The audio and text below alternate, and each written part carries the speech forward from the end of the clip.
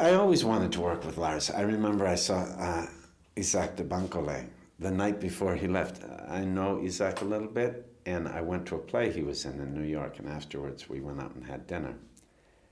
And he said, somewhat proudly, he said, hey, I'm going to, go to Sweden to work on Lars von Trier movie. I said, that's cool. He said, it's a good part too. I said, that's great.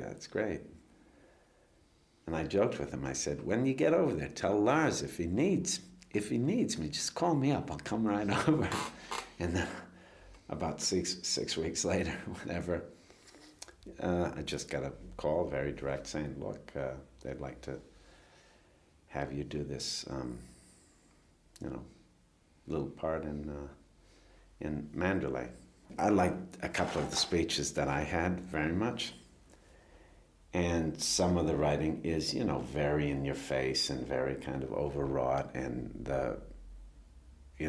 it's almost blocky sometimes. It's almost stiff in I don't know what the word is. It's polemic, or there's a lot of stuff right in your face, presented quite obviously and quite flatly.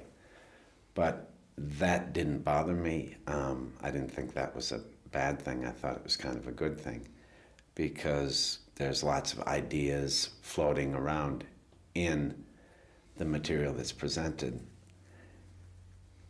And I think even though some of the writing, as I say, is very much in your face and seems very kind of flat and blocky and broad and obvious, it's more about what's, shadowing or lurking behind it.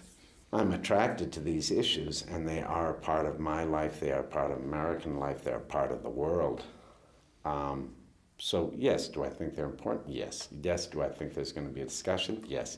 But for me, to say what the discussion is bullshit. I'm an actor in this thing. I'm a doer. I'm going to help. I'm a guy that's going to help Lars do this thing. He may know what he wants to express. I only know what my, the relationship I'm trying to make with the material as I'm doing it. And I claim no responsibility beyond that. Because I think when you do, you start to get careful, and you have a failure of the imagination. This is just the hook that gets us thinking about these things, and then in the story, it's going to suggest various things. Because, that's the beauty of being able to tell stories. You've got no obligation to the truth. You can only kind of poke this, bee's nest of questions and then see what happens. See whether the bees swarm at you, whether, you can come to peace with them. That's what it's about, I think. This doesn't remind me as any process because it's very loose. You never quite know where the camera is. The camera's floating.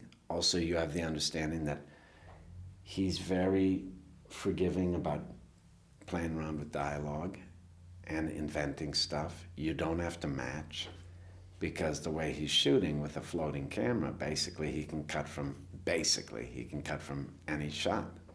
He's a funny guy. He's lots of fun, and he would say, he'd come in, he'd say, one scene in the back of this car, he'd say,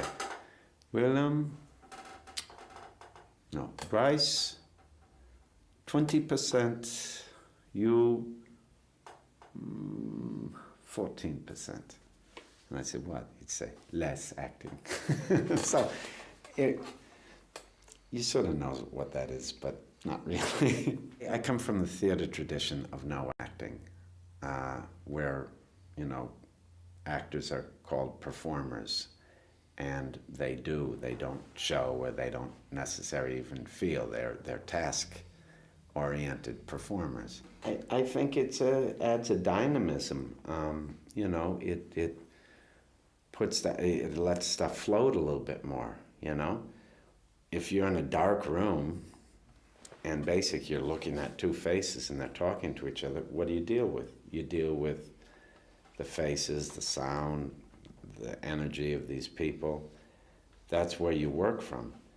where if you're in this fabulous set, you know, and there are chairs to sit in and, you know, prop drinks to drink, and it's not worse or better, it's just your concentration. There's more things to look at and consider. I'm not normally a naturalistic actor, and I'm also most of the time I'm a theater actor. I act more in the theater than I do in movies generally. So to walk into a room without any furniture and say, we're in, you know, Grand Central Station, or we're in, you know, a living room, and make do with that, that's something I deal with all the time.